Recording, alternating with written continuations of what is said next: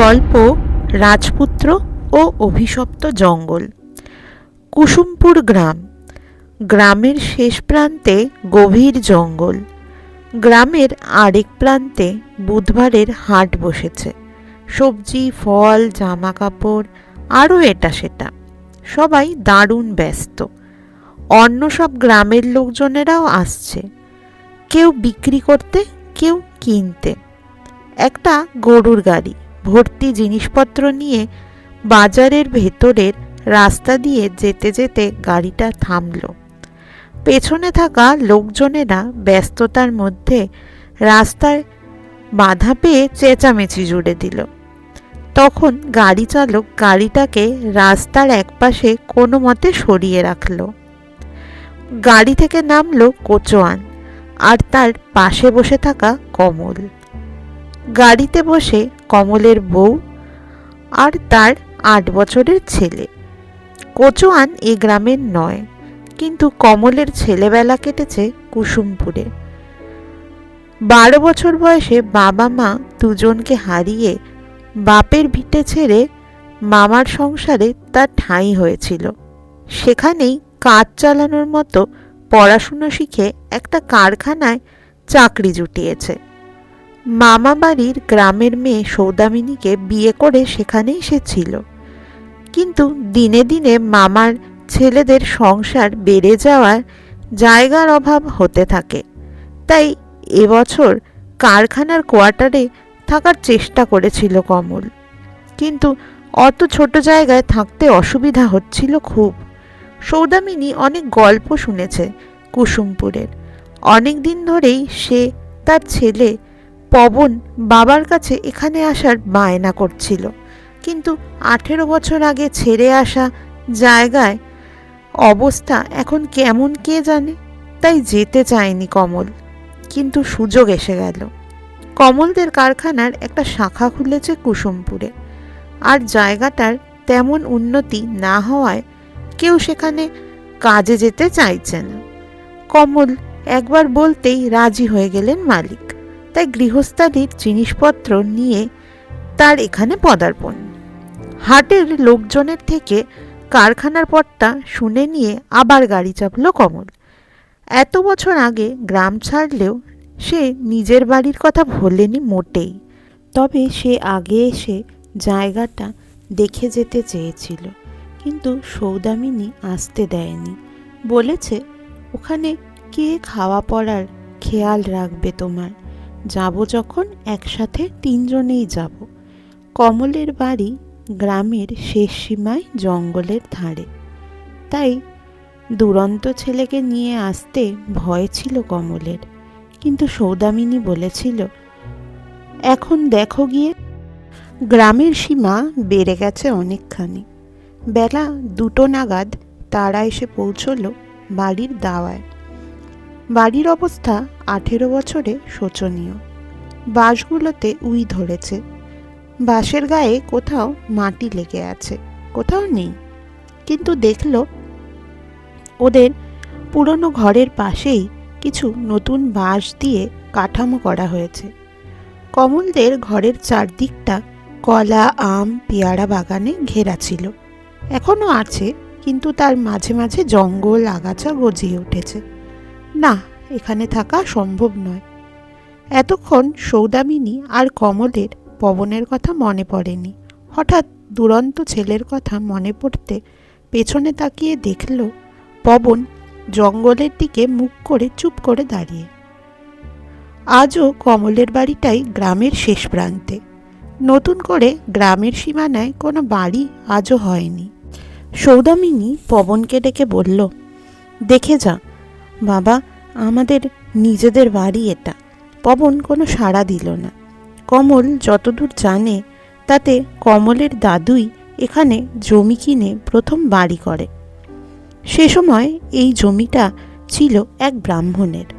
তিনি জমিদারের থেকে এটা দানে পেয়েছিলেন, কিন্তু জঙ্গলের ধারে হওয়ায় জমিটা ছেড়ে দেন। এসব কথা ভাবতে ভাবতে কখন আশেপাশের 3-4 জন লোক ওদের দেখতে চলে এসেছে। ওদের মধ্য থেকে একজন বয়স্ক মানুষ এগিয়ে এসে বললেন, আরে তুমি কমল তো? একেবারে কেষ্টতার মুখ বসানো। কৃষ্ণচরণ ছিলেন কমলের বাবা। কমল তখন ভদ্রলোকের পা ছুঁয়ে নমস্কার করে বলল, হাজারি কাকা ভালো আছেন? এর মধ্যে সৌদামিনী হঠাৎ শান্ত উদাস হওয়া পবনকে হাত ধরে টেনে এনে হাজারি কাকাকে প্রণাম করালো। হাজারি কাকা ছেলে নাকি বলে পবনকে কোলে তুলে নিলেন, কিন্তু পবনের চোখ এখনো জঙ্গলের দিকে। সৌদামিনী বলল, বন্ধুদের ছেড়ে এসে মনটা খারাপ হয়ে আছে। হাজারি কাকা বললেন, তাতে কি বৌমা, এখানে নতুন বন্ধু হয়ে যাবে। তবে তোমাদের চিঠি পেয়েছি 1 মাস আগে, তখনই ছেলেদের বলে ওই বাঁশ দিয়ে একটা ঘর তৈরির ব্যবস্থা করতে বলেছিলাম। কাঠামোটা তৈরি আছে, এ বাড়ি সারাতে অনেক সময় লাগবে। তোমরা আজ আমাদের বাড়ি চলো, ওখানে সবাই অপেক্ষা করছে। ভালো হয়েছে, কোচোয়ান এখনও আছে, ওই জিনিসগুলো পৌঁছে দেবে। ঘর সারাই হলে পুজো দিয়ে ঘরে ঢুকো। এতদিন পর গায়ে এলে, তোমার কাছেও সব নতুনই কমল। সবার সঙ্গে আলাপ পরিচয় সেরে নাও এর মধ্যে। চলো কোচোয়ান ভাই বলে পবনকে কোলে নিয়ে হাঁটা দিলেন হাজারিবাবু। সঙ্গে ওনার ছেলের বউ ছিল, সেও এসে সৌদামিনীর সাথে আলাপ করে গল্প করতে করতে এগিয়ে চলল। হাজারিবাবুর বাড়ি জমজমাট। ওনার 2 ছেলে ব্যবসা করে, 2 মেয়ের বিয়ে হয়ে গেছে, ঘরে 3টি নাতি নাতনি। এ বাড়িতে এসে পবন অনেকটা স্বাভাবিক। 3টে বাচ্চা তার সঙ্গে খেলা জমিয়ে ফেলেছে। বড়রা নিজেদের মতো গল্প করছে। পাড়ার অন্যান্যরাও এসেছে কমলদের সাথে আলাপ করতে। এর মধ্যেই কমল কৃতজ্ঞতা জানাতে ভুলল না হাজারি কাকাকে। হাজারি কাকা জড়িয়ে ধরলেন কমলকে। রাতে খাওয়ার পর দাওয়ায় বসে হাজারি কাকার ছেলেদের সাথে গল্প করছিল কমল। নানা কথার পর বড় ছেলে বলল, কমলদা, তাহলে ওই বাড়িতেই থাকবেন ঠিক করলেন, নাকি অন্য কোথাও জায়গা দেখে বাড়ি করবেন নতুন করে? কমল বলল, না না, ওখানেই থাকব, বাবার ভিটে বলে কথা। ছোট ছেলে বলল, সে তো ঠিক কথা, কিন্তু জঙ্গলের ধারেই আপনার বাড়িটা, তাই বলছিলাম আর কি। কমলের মনে পড়ল ছেলেবেলার কথা। কমলের মা কোনোদিনই তাকে জঙ্গলের দিকে যেতে দেননি। অনেক ছোটবেলার কথা। এবার তবুও মার কথা না শুনে সে জঙ্গলে ঢুকতে গেছিল। এখনও অস্পষ্ট মনে আছে, জঙ্গলে ঢোকার আগে এক সারি বটগাছ, সেই বটগাছের ধাপটা পার করেছিল কমল। করেই হঠাৎ একটা ডানা ঝাপটানোর শব্দ শুনে ওপরে তাকিয়েছিল সে। তারপর অনেকগুলো কালো বাদুড়ের দল দেখে ভয়ে দৌড়ে জঙ্গলের ভেতর থেকে বাইরে বেরিয়ে এসেছিল কমল। জঙ্গল আর ওদের বাড়ির মাঠের মাঝটায় বসে হাঁপাচ্ছিল। তখনই মা এসে কান ধরে ঘরে নিয়ে গেছিল। মাকে জঙ্গলে ঢোকার কথা বলা হয়নি কখনোই। পরদিন ভোরবেলা ঘর ঠিক করার কাজ শুরু করলো কমল। আগে টালির চাল ছিল, এবার টিন লাগাবে। সৌদামিনী গেল পবনকে নতুন স্কুলে ভর্তি করতে। দুপুরবেলা কমল মিস্ত্রিদের সঙ্গে খেতে বসল। উদ্দেশ্য গ্রামের সম্পর্কে জেনে নেওয়া এদের কাছ থেকে। কারখানার কথা দিয়েই কথা শুরু হলো। 4 জন মিস্ত্রি কমলকে ধরল কারখানার কাজ থাকলে খবর দেওয়ার জন্য। কমল আশ্বাস দিয়ে বলল, কদিন ছুটি নিয়েছি কারখানায়, যাই আগে। আচ্ছা, এই জঙ্গলে এখনো কেউ ঢোকে নাকি? একজন মিস্ত্রি জবাব দিল, না দাদা, ওখানে কে ঢুকবে? তবে এখনও ওই শহরের বাবুরা বা সরকারি সাহেবরা গ্রামে নতুন এলে ঢোকার চেষ্টা করে। তবে এমন বাদুড়ের ঝাঁক ওখানে যে কেউই ঢুকতে পারে না। আরেকজন বলল, গেল বছর আমিও গেছিলাম 2 বাবুর সাথে। অনেক দিনই যাওয়ার স্বাদ ছিল, তো বাবুদের পিছু নিলাম। ওই বটগাছের ঝুড়ি পেরিয়ে গেছিলাম। ভেতরে দেখি জঙ্গল আরও ঘন, আর দলে দলে বড় বড় বাদুড় ছটফট শুরু করলো। দুপুর রোদে গেছিলাম, সঙ্গে আলোও ছিল না। ভেতরে একদম মধ্যরাতের মতো অন্ধকার। বাদুড়গুলোর চোখ জ্বলছিল সাংঘাতিকভাবে। দেখে ভয়ে বাবুরা চোখ বন্ধ করে বসে পড়েছে। আমি ভয়ে কাঁপছি আর ভগবানের নাম নিচ্ছি। তারপর কোনো মতে বেরিয়ে আসি। বাইরে তখনও রোদ ঝলমল করছে। কমলদা, আমি প্রতিজ্ঞা করেছি আর কখনো যাব না ওখানে। পবন নতুন স্কুলে গিয়ে ভারী খুশি। তার নতুন পাতানো বন্ধুদের সঙ্গে খেলায় মশগুল। তবুও মাঝে মাঝেই ওর মন চলে যাচ্ছে ওই মাঠটায়। ওদের বাড়ির পাশের মাঠটায়। খুব খুব চেনা লাগছে মাঠটা। মনে হচ্ছে দিনের পর দিন ওই মাঠটায় ও অনেক সময় কাটিয়েছে। স্কুল ছুটি হলে হাজারীবাবুর নাতি নাতনিদের সঙ্গে ওদের বাড়িতেই ফিরল পবন। বাবা তখনও ওদের বাড়ি ঠিক করছে শুনল মার থেকে। তারপর মার কাছে আবদার করলো বাড়িতে যাওয়ার জন্য। সৌদামিনী এক কথায় না বলে দিয়ে অন্য বউদের সাথে গল্প করতে বসে গেলেন। তখন পবন নতুন উপায় ধরল।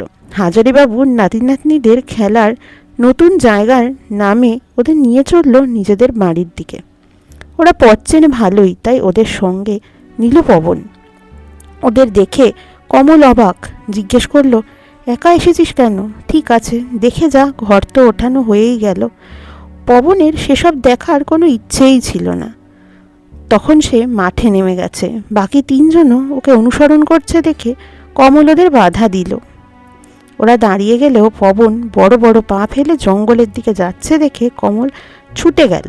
দেখলো পবনের হুঁশ নেই, পবন হেঁটেই যাচ্ছে জঙ্গলের দিকে। তখন পবনকে কমল পাঁজাকোলা করে তুলে নিয়ে এলো। পবন ছেড়ে দাও বলে পা দাপাদাপি করছে। তখনও হাজারীবাবুদের বাড়ি পৌঁছতে সন্ধে নেমে এলো। তখন বাড়ির সবাই এই চার দস্যির খোঁজ করছে। যার যার বাবা মা তাদের মারলে তখনই মারে। অনেক বুঝিয়ে তাদের থামানো গেল।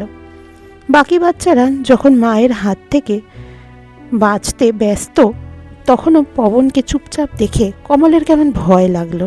রাতে সৌদামিনীকে পবনের আচরণের কথা বলতেই সৌদামিনী রাগ দেখিয়ে বলল, ওসব ওর দুষ্টুমি, বাবা মাকে নাজেহাল করার নতুন পথ, আর কিচ্ছু না। এ ছেলেকে নিয়ে আর পারা যায় না। কিন্তু কমলের মনে চিন্তাটা রয়ে গেল। তখন স্বাভাবিক বাকি বাচ্চাদের সাথে বসে হাজারি দাদুর কাছে গল্প শুনতে ব্যস্ত সে। কদিন হলো ওরা এই গ্রামে এসেছে। বাড়ির কাজ প্রায় শেষ। কালই ওরা ওদের বাড়িতে ঢুকবে। যদিও একটা ঘরই তৈরি হয়েছে, বাকি ঘরের কাজ চলছে এখনো। ওই দিনের পর সৌদামিনী পবনকে একবারও কাজ ছাড়া করেনি। স্কুলে দিয়ে নিয়ে এসেছে, কিন্তু পবনের দস্যিপনা একদমই নেই। এতটা শান্ত ছেলেকে সৌদামিনী আগে দেখেনি, তাই একটু চিন্তা হচ্ছে ছেলেকে নিয়ে। আজ ওদের গৃহপ্রবেশ। গ্রামের প্রায় সব বাড়ির লোকজনই সারাদিন ওদের বাড়িতে কাটিয়েছে। সকালে ভগবানের পুজো, আর রাতে ছিল কীর্তন আর খিচুড়ি, তরকারি, পায়েসের ব্যবস্থা। সব কাজে হাজারীবাবুরা যথেষ্ট সাহায্য করেছে। রাতে চলে যাওয়ার আগে হাজারীবাবু কমলকে সাবধানে থাকতে বলে চলে গেলেন। অনেক রাতে বাবা মা ঘুমিয়ে পড়লে পবন পা টিপে টিপে খাট থেকে নেমে দরজায় খিল তুলে বাইরে বেরোয়। জ্যোৎস্না রাতে সারা মাঠ আলোকিত। ওদের বাড়ির টিনের চালটাও চকচক করছে। হঠাৎ দূর জঙ্গলের কালো কালো বটগাছগুলোর ওপর সাদা সাদা দানাওয়ালা কতগুলো জীব দেখতে পেল পবন। এরা পবনের খুব চেনা। আকাশে উঠছে কতগুলো। এগুলো কি? প্রশ্ন ঘুরপাক খাচ্ছে পবনের মনে। হাজারি দাদু বলেছিল ওদিকে যেতে না, ওখানে নাকি ভূত আছে। কিন্তু ভূতের ডানা থাকতে পারে? ভূতেরা কি দেখতে ঘোড়ার মতো হয়? হ্যাঁ, জ্যোৎস্নার আলোয় দেখা যাচ্ছে ছোট ছোট ঘোড়া, তাদের পিঠে ডানাও আছে। হঠাৎ কি মনে পড়তে পবনের মাথাটা ঘুরে গেল। সকালবেলা কমল দরজা খোলা দেখে বাইরে বেরিয়ে দেখে পবন দাওয়ায় শুয়ে আছে। ঘরে নিয়ে চোখে মুখে জল দিতে পবন উঠে বসল। সৌদামিনী এবার সত্যিই ভয় পেয়েছে। ভয়ে ভয়ে কমলকে বলল, চলো পবনের বাবা, তোমার অফিস কোয়ার্টারে গিয়েই থাকবো, এখানে থাকার দরকার নেই। ছেলেটার এখানে এসে যা হচ্ছে দেখে ভয় করছে। এর মধ্যে পবন উঠে বসেছে। মার কথা শুনে বলল, না মা, এখানেই থাকবো, জায়গাটা খুব সুন্দর, তুমি ভয় পেও না, দাদুর বাড়ি এটা, এটা ছেড়ে আমরা যাব না। তারপর স্বগতোক্তি করে পবন খুব আস্তে বলল, তাছাড়া এখানে আমার অনেক কাজ আছে। সৌদামিনী ছেলের কথা শুনে বুঝল ছেলে এখন চাঙ্গা হয়েছে। জিজ্ঞেস করলো, সকালে গিয়ে দাওয়ায় শুয়েছিলি কেন? পবন বলল, তা কি করব, অনেক পাখির ডাক শুনে তাদের দেখতে বাইরে বেরিয়েছিলাম, তারপর ঘুমিয়ে পড়েছি। কথাগুলো ঠিক বিশ্বাস হলো না কমলের, কিন্তু অতটুকু বাচ্চা তো আর মিথ্যে বলবে না, তাই আর কিছু জিজ্ঞেস করলো না। কিন্তু দেখলো পবনের ভাবভঙ্গি, কথা বলার কায়দা অনেক বদলে গেছে। যে ছেলে তার বাবা মার বেশিরভাগ কথা অগ্রাহ্য করতে ভালোবাসতো, সে হঠাৎ একবার বললেই করে দিচ্ছে। স্কুল থেকে পবনকে আনতে গিয়েছিল কমল, একটু আগেই গেছিল। দেখলো পবন সেখানেও নিজের থেকে উঁচু ক্লাসের ছেলে মেয়েদের ঝগড়া থামাচ্ছে, যেন একদিনেই পবন অনেকটা বড় হয়ে গেছে। পরদিন সকালে বাড়ির পুরনো বাঁশগুলো একদিকে সরিয়ে রাখছিল কমল। পবন এসে সেখানেও কমলকে সাহায্য করলো, আর বেশ তাড়াতাড়ি করছিল কাজটা। বিকেলে কমল ছেলেকে নিয়ে গ্রামের মধ্যে গেল সবার সাথে দেখা করতে। সেখানে গিয়ে দেখলো একটা গন্ডগোল হচ্ছে দু বাড়ির মধ্যে। দু বাড়ির সীমানার মাঝে একটা কলা গাছে একাধিক কলা পেকেছে। কলা কার এই নিয়েই ঝগড়া, কোনো মীমাংসাই হচ্ছে না। সবাই নিজেদের মধ্যে কথা বলায় ব্যস্ত। কিছুক্ষণ পর একজন পেছনে তাকিয়ে দেখল গাছটার থোড়গুলো সমান দুভাগে দুবাড়ির বারান্দায় পড়ে আছে, কিন্তু কলা নেই। সবাই বুঝলো কলাটা চুরি হয়ে গেছে। ঝগড়া ওখানেই মিটে গেল। এর মধ্যে কমল পবনকে খুঁজে না পেয়ে ভাবল গন্ডগোল দেখে ছেলেটা হয়তো ঘরে চলে গেছে, কিন্তু বাড়ি ফেরার পথে পবনকে দেখে অবাক হয়ে গেল। দেখলো গ্রামে কদিন ধরে উৎপাত করা হনুমানদের কলার ছড়া থেকে কলা খুলে দিচ্ছে পবন। অত বড় হনুমানের সামনে পবনকে বসে থাকতে দেখে কমল ভয় পেল। কমলকে দেখে পবন উঠে এসে বলল, ভালো করেছি না বাবা? কমল ছেলেকে জড়িয়ে ধরল। পরদিন কমল পবনকে নিয়ে হাটে গেল কেনাকাটা করতে। সে এখন ছেলেকে কাছছাড়া করতে চায় না। কি জানি ছেলে কখন কি ঘটিয়ে ফেলে। সৌদামিনীকেও কিছু জানায়নি কমল, যদি সে ভয় পেয়ে যায়। কলার গাদি গায়েব হওয়ার কথাটা কাউকে জানাতে পারেনি কমল, জানলে সবাই রেগে যেতে পারে ভেবে। কিন্তু হাটে গিয়ে অনেক ঝামেলা হলো। দোকানি জিনিসপত্রে একটু বেশি কম করলেই পবন ধরে ফেলছে, আর দোকানিকে নীতিজ্ঞান শেখাচ্ছে, আর দোকানদাররা যাচ্ছে রেগে। শেষে কমল অনেক বুঝিয়ে পবনকে থামিয়ে জিনিস কিনে বাড়ি ফিরল। আজ থেকে তার কারখানায় যাওয়ার দিন। কিন্তু তার যত চিন্তা পবনকে নিয়ে, ইদানিং চোখের আড়াল হলেই তার ভয়। ওই জঙ্গলের দিকে পবনের কিসের আকর্ষণ কে জানে। তার উপর সেদিন রাতের পর থেকে পবনের আচরণে তাকে আর 8 বছরের নয় 18 বছরের ছেলে মনে হচ্ছে। সৌদামিনীকে ছেলের উপর নজর দিতে বলে কমল কারখানায় গেল। সন্ধ্যাবেলা অফিস থেকে ফিরে কমল দেখল পবন বাধ্য ছেলের মতো ঘরে বসে বই পড়ছে। সৌদামিনীরও কোনো নালিশ নেই ছেলেকে নিয়ে। সারাদিন পরিশ্রম বেশি হওয়ায় আজ 3 জনেই তাড়াতাড়ি শুয়ে পড়ল। বাবা মা যখন ঘুমে কাঁদা তখন বিছানা ছেড়ে উঠে পড়ল পবন। তারপর দরজা খুলে সোজা হাঁটা লাগালো জঙ্গলের দিকে। বটগাছের সাদা ঘোড়াগুলো দেখে এবার আর ভয় পেল না সে। বটগাছ পেরিয়ে জঙ্গলের ভিতর প্রবেশ করল পবন। পবন এখন সম্পূর্ণ নতুন মানুষ। সেদিন রাতেই সব মনে পড়েছে পবনের। তার যে কাজটা বাকি আছে সেটা শেষ করতেই হবে আজ রাতের মধ্যে। পবন এখন সাধারণ মানুষ নয়, 1000 বছর আগের রাজপুত্র উদয়াদিত্য। সে তার রাজ্যের উদ্ধারের জন্য রাজ্য ছেড়ে বেরিয়েছিল, কিন্তু ফিরে আসতে পারেনি। আজ এত বছর পর সে ফিরছে। একটা গোলাপি নানাওয়ালা পক্ষীরাজ ঘোড়া উদয় কুমারের পায়ের কাছে এসে নামল। তাতে উঠে পড়ল কুমার। সেটা জঙ্গলের আরও ভেতরে নিয়ে নামিয়ে দিল উদয়কে। ওর সামনে তখন রাজপুরী অমরাধাম। সামনে দাঁড়িয়ে রানী রূপমতী এগিয়ে এসে জড়িয়ে ধরলেন পবনকে।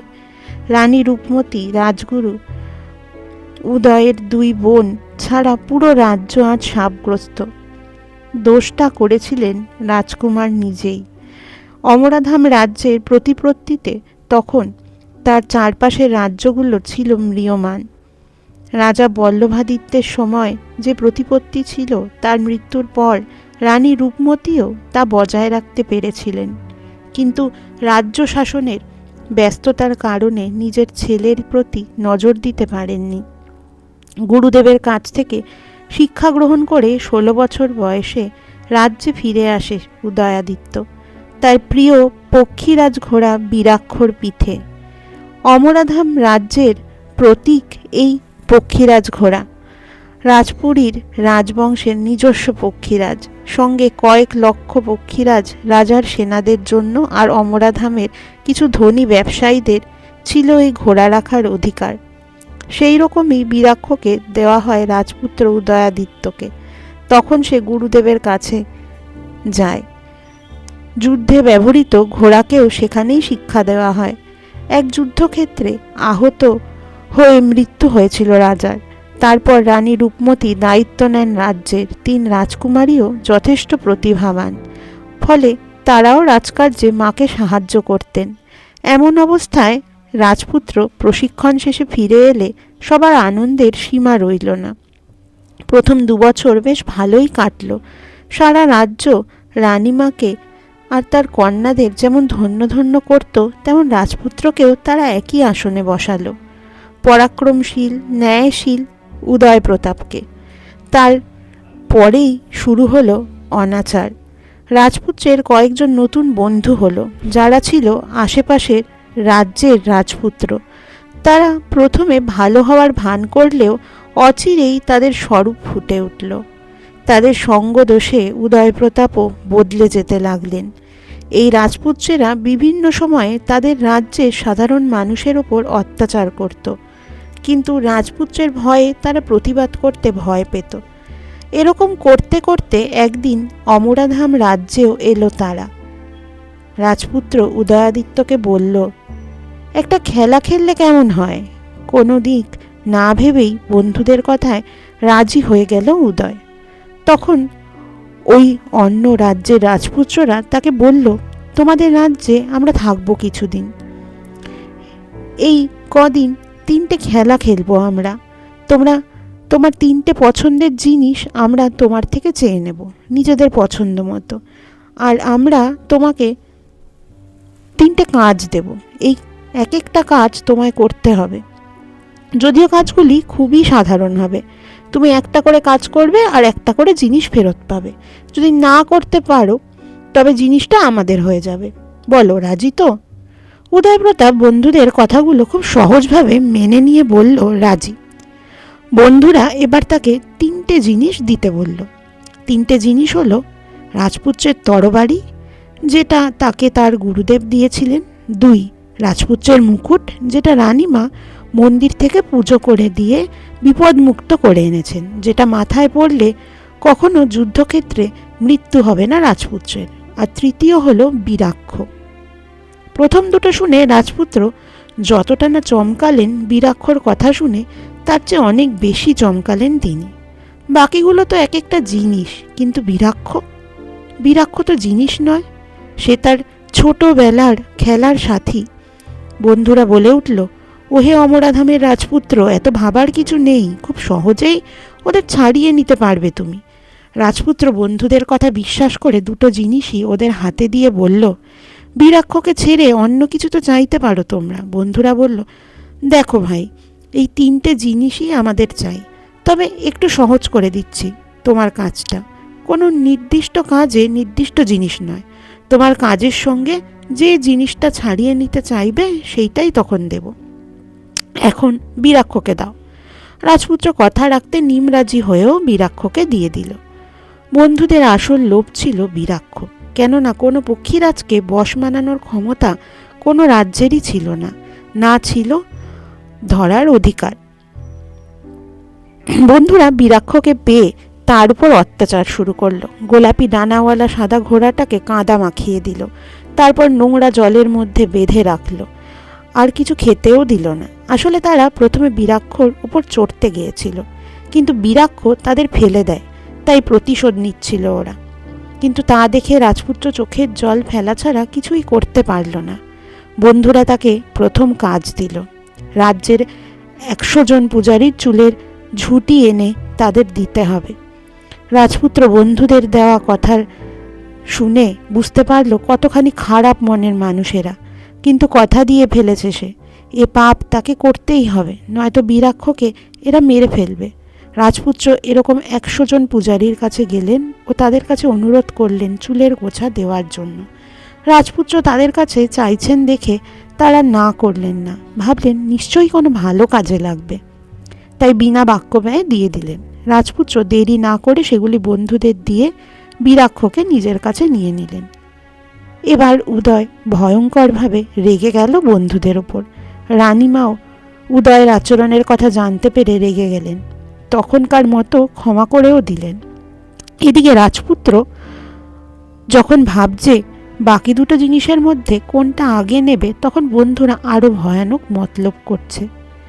রাজপুত্ররা ঠিক করল এবার তরবারিটাই নেওয়া যাক, কারণ শত্রু রাজ্য আক্রমণ করলে ওটাই লাগবে আগে। এবার বন্ধুরা বলল,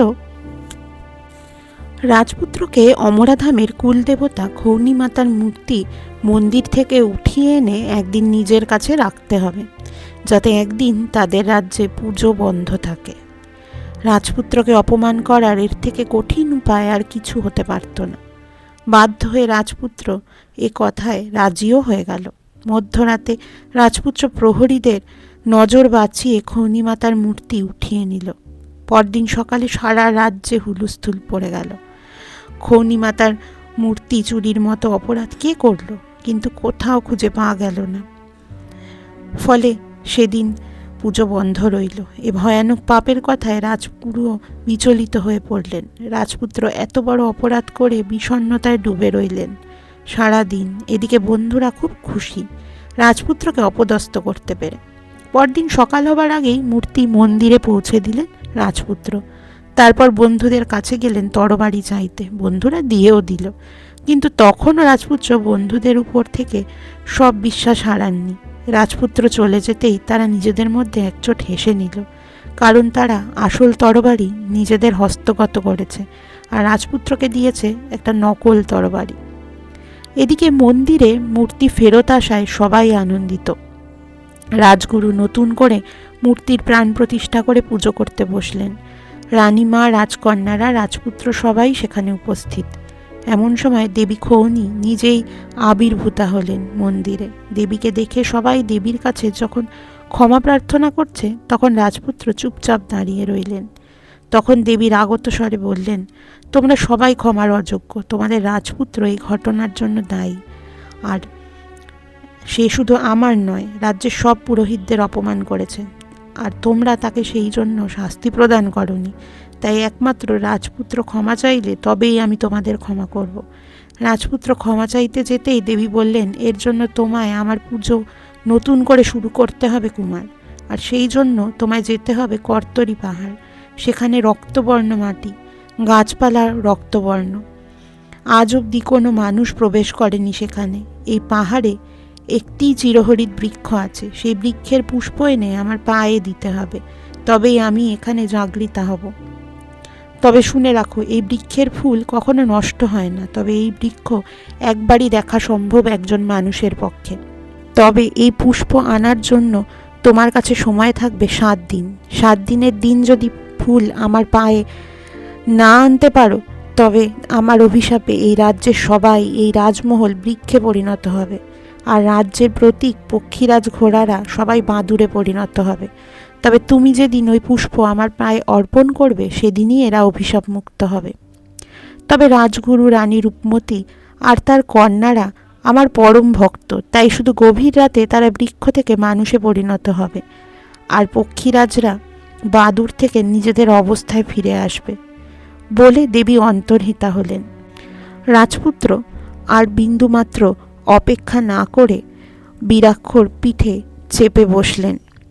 তাড়াতাড়িতে আর বন্ধুদের উপর রাগে ভুলে গেলেন তার মন্ত্রপুত মুকুট রয়ে গেছে তার বন্ধুদের কাছে।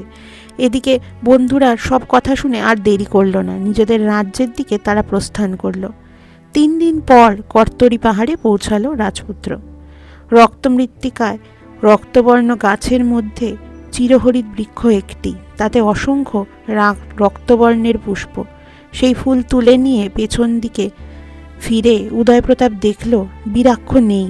এদিকে সময়ও কম। বীরাক্ষকে খুঁজতে খুঁজতে রাজপুত্র দেখল একজন বয়স্ক মহিলা পাহাড়ের পাদদেশ হতে একটা তরবারি নিয়ে বীরাক্ষর ডানা দুটো কেটে নিচ্ছে। রাজপুত্র নিচে নেমে দেখল বীরাক্ষর ডানা নেই। বয়স্ক মহিলাটি বললেন, রাজপুত্র, তোমার ঘোড়ার ডানা চাও তো এই ফুলটা আমায় দিয়ে দাও। রাজপুত্র তখন দারুণ রাগ সত্ত্বেও বললেন, বুড়িমা, এই ফুল নিয়ে আমার রাজ্যের ফেরা খুব দরকার, দয়া করুন, আমায় যেতে দিন, এই ফুল আমি আর পাবো না, তাই আপনাকে দেওয়াও সম্ভব নয়। তখন বয়স্ক মহিলাটি একটি ভয়ঙ্কর রাক্ষসীর রূপ নিল আর রাজপুত্রের পথ আগলে দাঁড়ালো। রাজপুত্র নিজের তরবারি খুলে রাক্ষসীকে আঘাত করতে রাক্ষসীর কোনো ক্ষতিই হলো না। তখন দুঃখের আগে রাজপুত্র ওই তরবারি দিয়ে নিজের গলা কাটতে যেতেই রাক্ষসী খৌনি দেবীর মূর্তির রূপ নিল। রাজপুত্র প্রণাম করতে দেবী বললেন, ফিরে যাও কুমার, যত তাড়াতাড়ি পারো, কিন্তু জেনে রাখো তোমার দুর্নীতিপরায়ণ বন্ধুরা কিন্তু বন্ধুত্বের আড়ালে তোমার চরম শত্রু।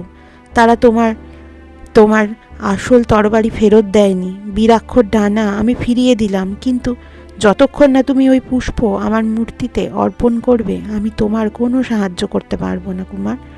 রাজপুত্র বীরাক্ষর পিঠে বসলে বীরাক্ষ দ্রুততার সঙ্গে রাজ্যের অভিমুখে চলল। যখন তারা অন্যান্য রাজ্যের ওপর দিয়ে যেতে লাগলো তখন রাজপুত্রের সেসব বন্ধুরূপী শত্রুদের কাছে পৌঁছে গেল বন্ধুদের ফেরার খবর।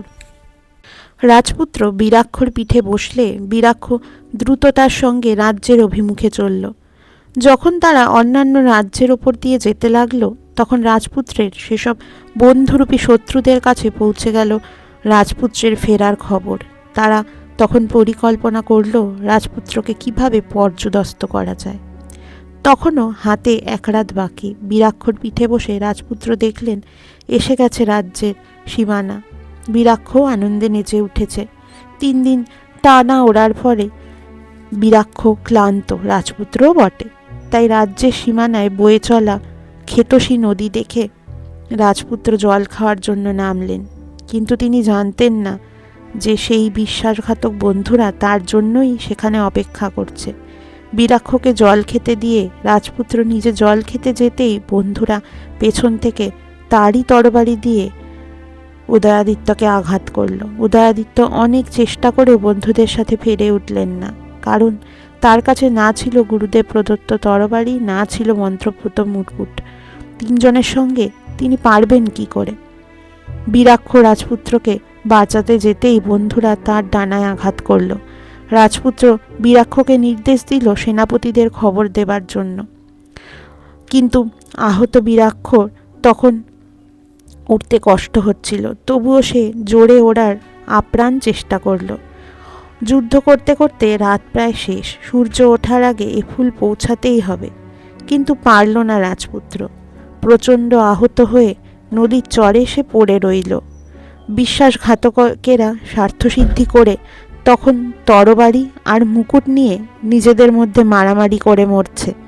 রাজপুত্র তার অবশিষ্ট প্রাণ দিয়ে তখন নদীর চরে পুঁতে দিলেন তার আনা পুষ্প, তারপর সেখানেই মৃত্যুর কোলে ধরে পড়লেন। এদিকে বীরাক্ষ যখন পৌঁছালো তখন ভোর হয়ে গেছে। আহত বীরাক্ষকে শুশ্রূষা করার আগেই সবাই বৃক্ষে পরিণত হলো। আজও তারা বৃক্ষ। বীরাক্ষ আর অন্য সব পক্ষীরাজরা বাদুড়ে রূপান্তরিত। আজ রাজপুত্র উদয়কুমার আবার জন্ম নিয়েছেন পবন হয়ে। এই জন্মে জঙ্গলরূপী রাজ্যকে সে চিনে ফেলেছে, তাই মধ্যরাতে এসেছে রাজ্য উদ্ধার করতে।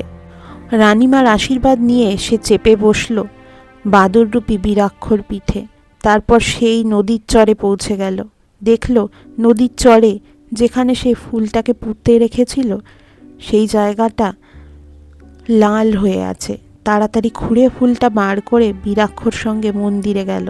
সেখানে অপেক্ষা করছে তার রানীমা, 3 বোন আর রাজগুরু। সেই রক্তবর্ণ ফুল খৌনিমাতার পায়ে অর্পণ করল পবন।